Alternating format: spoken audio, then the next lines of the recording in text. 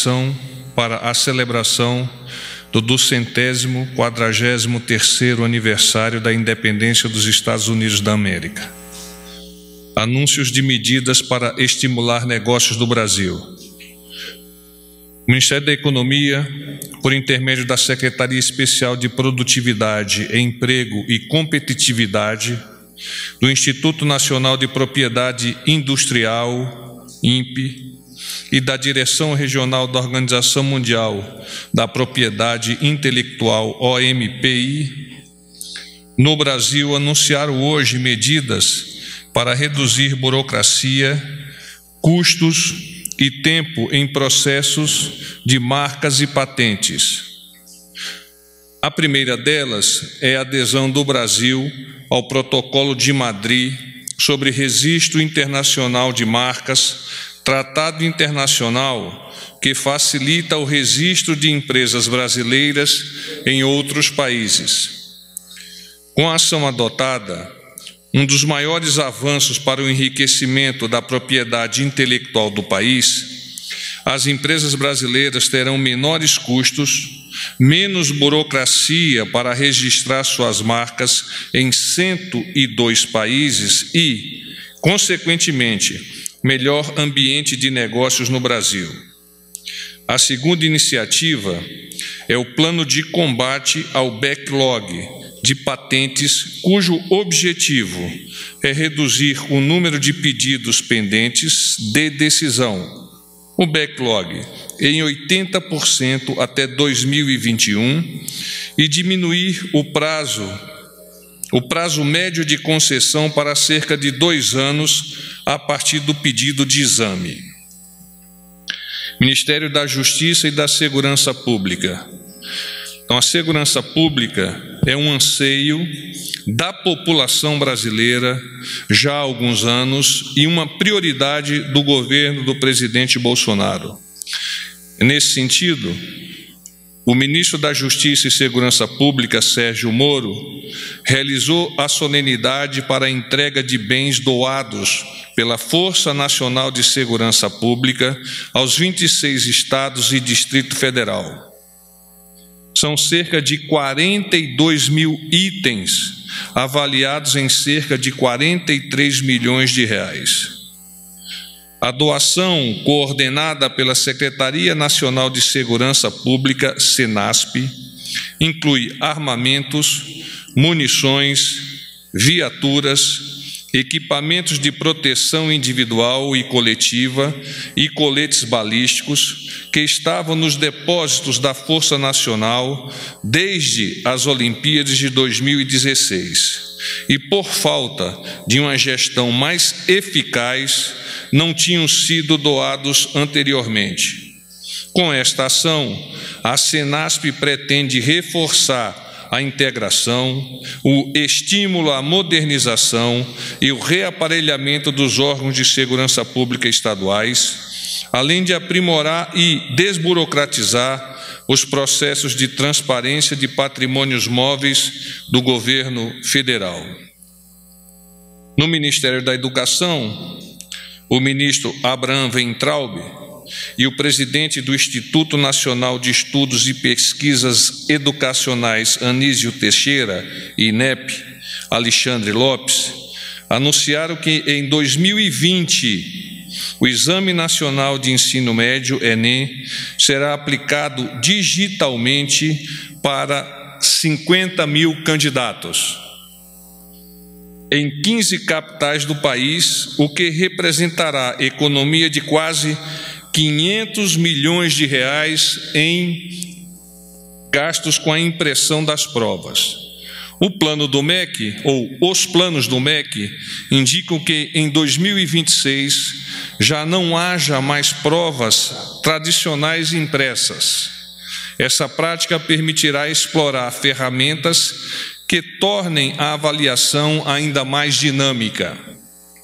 O ministro enfatizou que o exame deste ano não sofrerá nenhuma mudança e que, abro aspas, o presidente Jair Bolsonaro não leu e não lerá a prova do Enem 2019, fecho aspas. O Ministério e o Instituto avançam agora na definição dos conteúdos que serão avaliados no exame, na ampliação das habilidades dos alunos e no aperfeiçoamento da infraestrutura e inclusão digital das escolas do país. Uma das inovações anunciadas pelo presidente do INEP, previstas para 2020, além da aplicação digital, é que serão realizados vários Enems ao longo do ano por agendamento. Dito isso, coloco-me à disposição de vocês para as perguntas que por acaso ainda ocorram. Tudo bem, Débora? Eu acho que está desligado o teu microfone. Ah, pode falar, eu escuto aí.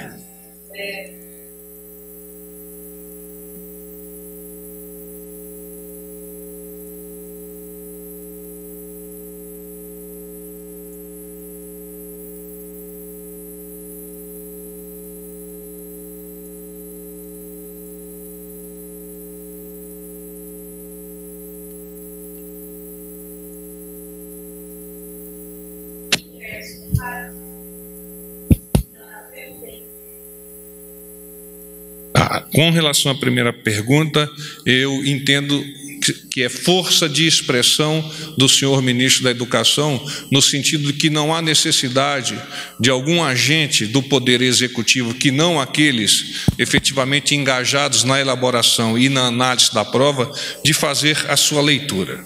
Com relação à tua segunda pergunta, que é a pergunta de $1 milhão, que eu estou entendendo, né?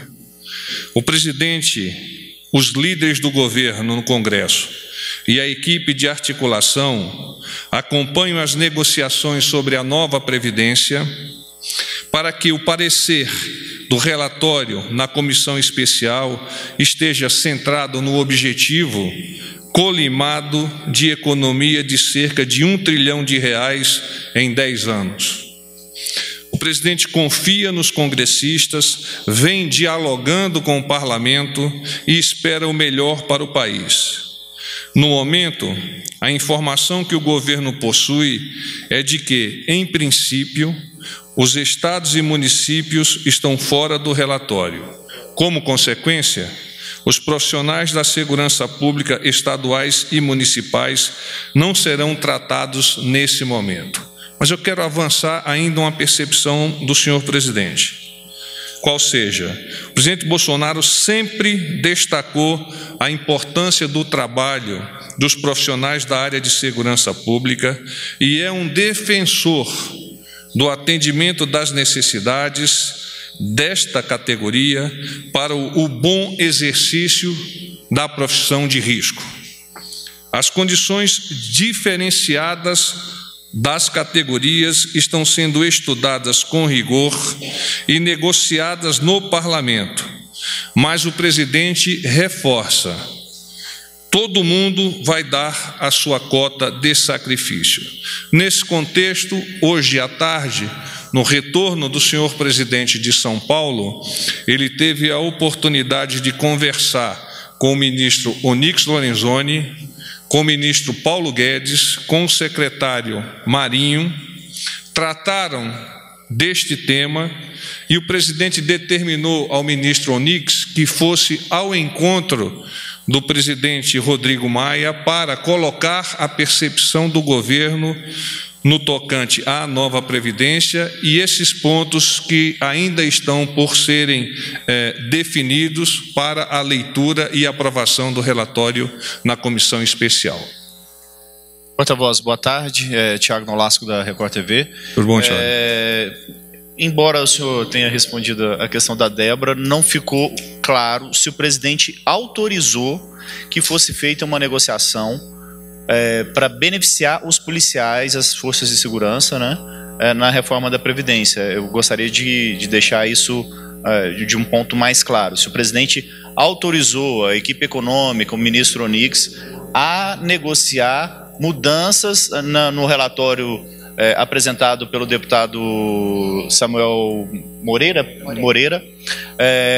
com relação ao texto que foi apresentado pelo relator. Se o presidente fez essa autorização. eu reforço quão importante o presidente entende as ações dos órgãos de segurança pública e dos seus recursos humanos. E, nesse contexto, ele entende as especificidades dessa categoria e busca adequar, mas também busca adaptar-se às determinações que vão ser advindas do relatório final. Tá, então, mas a gente pode dizer, desculpa, Calara hoje do Valor Econômico, a gente pode dizer que ele autorizou, então, as negociações, pelo menos? O ministro Onyx Lorenzoni foi ao encontro do presidente Rodrigo Maia, levando algumas percepções do senhor presidente, dentre elas as percepções referentes à questão da segurança pública, mas não exclusivamente estas. Quais outras?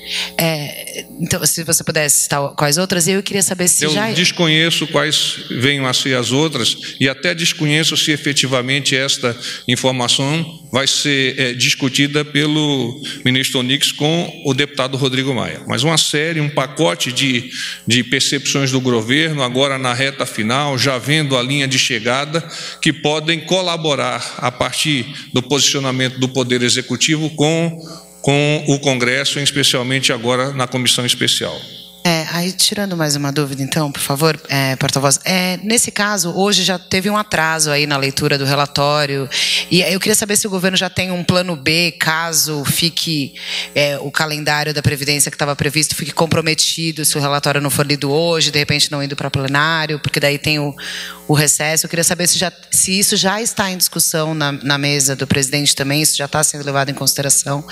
E aí eu queria saber só, a ausência no evento com o Moro foi, então, efetivamente para ter essa reunião com o Onyx, ou teve alguma outra coisa? Não. Porque ele ficou bem pouquinho tempo aqui, já voltou para a Alvorada? Não, em relação a isso, ele inclusive conversou com algumas outras pessoas por telefone. Então, o foco do presidente no retorno de São Paulo foi entender essas questões relativas à aprovação ou relatório da nova Previdência e dentro desse entendimento, estabelecer um link com os seus ministros e dos seus ministros para com o presidente da Casa. Nós temos a esperança de que, a despeito dessas discussões agora próximo da linha de chegada, como eu disse, que mesmo assim nós tenhamos a possibilidade, melhor, que o Congresso tenha a possibilidade de votar o mais rápido possível. Entendemos que é preciso que exista essa discussão para que todos estejam conformados e, como eu disse há pouco, colimados no objetivo maior de buscar uma economia de cerca de R$1 trilhão em 10 anos. Tem mais aí, o Rodolfo.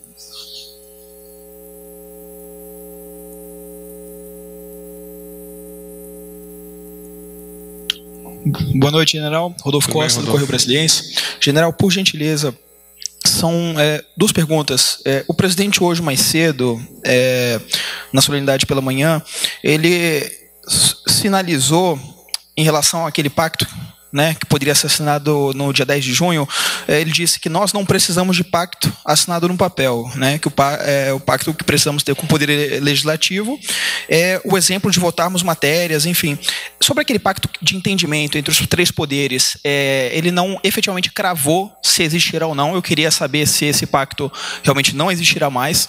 E há uma outra dúvida, por gentileza, general, sobre o papel de articulação política que será exercido pelo novo ministro da Secretaria de Governo, né, o general Ramos, porque no momento, né, o próprio ministro Onyx Lorenzoni, o senhor disse que hoje foi conversar com o presidente da Câmara, Rodrigo Maia, ou seja, ele continua exercendo esse papel de articulação.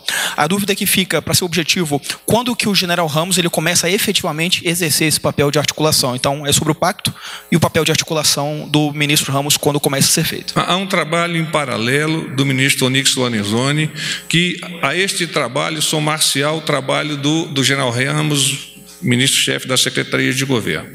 O general Ramos precisa assumir e assumirá amanhã, numa solenidade bastante prestigiada aqui no Palácio do Planalto. Não obstante, já vem trabalhando em consórcio com outros ministros e sob a orientação do senhor presidente para, conversando com os parlamentares, colocar as percepções do governo. Então, não há uma data, um momento, um time, não. A partir de agora ele passa a liderar essa articulação. Ele já vem fazendo em consórcio com o ministro Onyx Lorenzoni.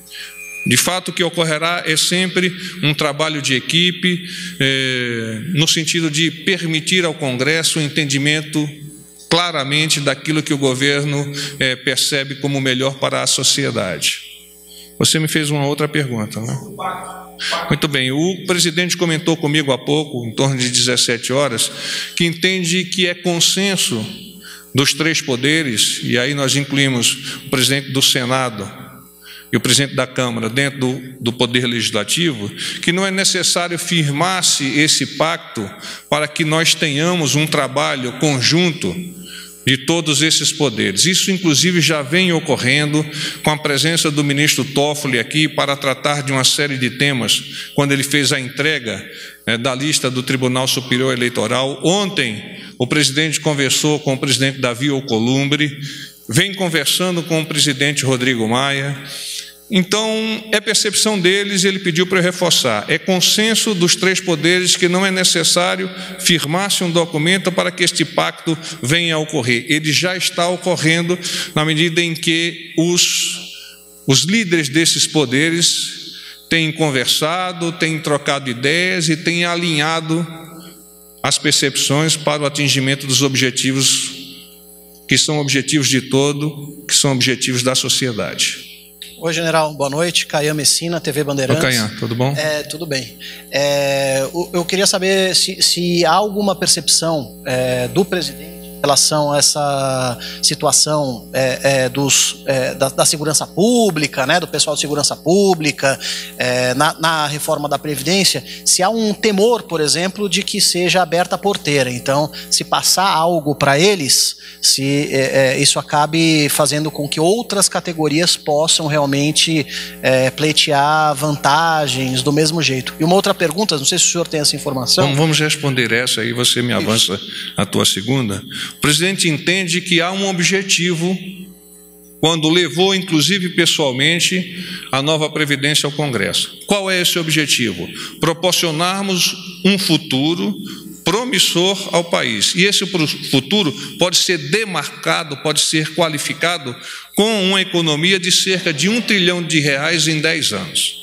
Nesse contexto, nesse objetivo, que é o objetivo principal dessa área de operação, que é domar o poder executivo, é que o presidente caminha. Então, essas idas e vindas são de responsabilidade do Congresso, nós temos que entender que são de responsabilidade do Congresso. O presidente entende, até porque foi um parlamentar por cerca de 28 anos, e há de acolhê-las, há de recebê-las com a maior naturalidade, mas sempre colocando como ponto principal esta economia, que foi a economia inicial proposta pelo ministro Paulo Guedes. E outra pergunta, general, não sei se o senhor tem essa informação sobre o acordo entre o Mercosul e a União Europeia, se o governo já tem uma data para mandar o projeto para o Congresso, né, de ingressar no bloco, se já tem um esboço desse projeto, quando que vai começar a tratar de maneira mais efetiva a respeito disso? Obrigado. O esboço já existe, até porque as negociações são feitas em cima de uma estrutura de pensamento, e essa estrutura é liderada pelo Ministério das Relações Exteriores, pelo Ministério da Economia, pelo Ministério da Agricultura e outros ministérios. Agora, a data ela ainda está por ser definida a partir da finalização desse esboço, sendo inserido aqueles acordos, aquelas discussões que foram realizadas lá em Bruxelas. Oi, porta-voz Daniele, da Folha de São Paulo. São duas perguntas. A primeira, o senhor comentou que o ministro Onyx ele levou as percepções do presidente, né, sobre os agentes de segurança. Eu queria entender, essas percepções são no sentido de que eles têm especificidades, mas que todo mundo vai ter que dar a sua cota de sacrifício pela reforma? Sim, todos, indistintamente. O presidente já vem colocando isso de forma clara. Não existe categoria que venha a manter, entre aspas, privilégios. E as categorias entendem isso, a sociedade entende isso. Vem à rua, inclusive, para defender a reforma da Previdência. O que poderia ser anacrônico, não. É uma demonstração da importância da reforma da Previdência, é uma demonstração da importância que a sociedade atribui para que ela seja finalizada e firmada, e a partir daí nós tenhamos uma estrada efetivamente pavimentada em direção a um futuro, e a um futuro que seja de bem-estar social para todos nós. E a segunda é que o Congresso acabou de criar, né, uma CPI que vai investigar, entre outras coisas, ataques cibernéticos, né, e uso de perfis para disseminar informações falsas nas eleições de 2018. Se o presidente chegou a fazer algum comentário? Não se pronunciou sobre isso. E no momento mais oportuno, talvez nós tenhamos a oportunidade de colocar a percepção dele. Porta-voz Manuela Albuquerque, do Metrópolis. Vou fazer uma pergunta um pouco específica, não sei se o senhor vai conseguir responder sem eu ter adiantado o assunto.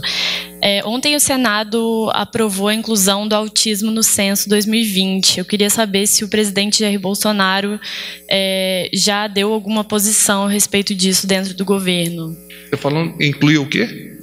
Os autistas no censo 2020. Desculpe, eu desconhecia essa informação, até porque o presidente também não me comentou. Mas claramente é uma atitude correta, sob o ponto de vista de inclusão, muito defendida inclusive pela dona Michele, mas defendido por toda a sociedade. É uma sociedade da inclusão e é por meio dessa inclusão que nós vamos caminhar melhor ainda para esse futuro, como eu disse há pouco, de uma estrada pavimentada.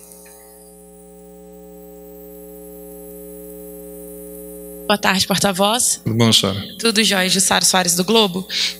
Só para ficar mais claro, o presidente Bolsonaro autorizou negociar a questão dos policiais desde que não altere o valor de 1 trilhão da economia? O presidente pediu ao ministro Onyx Lorenzoni que fosse ao encontro do deputado Rodrigo Maia para colocar as percepções do governo. Os pontos eu não os conheço, por consequência eu não posso avançar para você. Mas há um amplo espectro de pontos que tem como objetivo maior idas e vindas, mais o atingimento de 1 trilhão de reais como ponto de referência. Não dá para adiantar eu desconheço as informações que foram levadas pelo ministro. Essa reunião hoje, ela foi convocada às pressas porque existe um temor de que a reforma não seja levada a plenário antes do recesso parlamentar, como era previsto? É uma percepção do presidente, é uma percepção do articulador, dos articuladores nesse momento, que uma conversa em conjunto do Ministério da Economia com a articulação política e o presidente poderia ajudar a deslanchar este momento de cruzar a linha de chegada.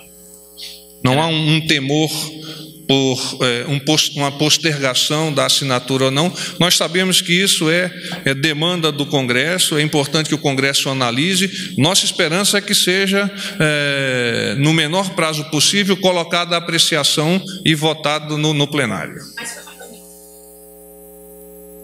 O presidente decidiu no retorno de São Paulo, não sei exatamente se já em São Paulo ou aqui, porque eu só tive a oportunidade de conversar com o presidente por telefone ao final da tarde. General Barros, só para ficar mais claro, porque é o assunto do dia, na primeira resposta o senhor disse que entre os assuntos que o ministro foi levar ao presidente Rodrigo Maia, presidente da Câmara, estavam as especificidades da categoria Força de Segurança, ou seja, policiais, né, e outras categorias correlacionadas. Agora o senhor disse que seriam especificidades e não citou as forças de segurança. Só para ficar claro e a gente não dar uma informação errada, qual resposta que a gente deve levar em consideração? A que cita os policiais especificamente ou a que não cita os policiais? A parte faz parte do todo. Mas para a gente é um detalhe muito importante. Eu digo, a parte faz parte do todo. Claro. Ok, então é isso. Obrigado. Tá bom? Paz e bem para vocês. Até logo.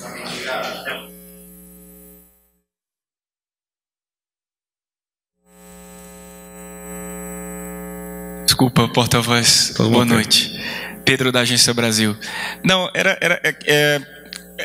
na verdade, eu insisti nessa questão de que se o presidente entende que as forças de segurança têm que ser tratadas de maneira equivalente entre si, nas questões relativas à nova Previdência. Ele sempre defendeu essa especificidade, essa característica diferenciada das forças de segurança, como defende das Forças Armadas.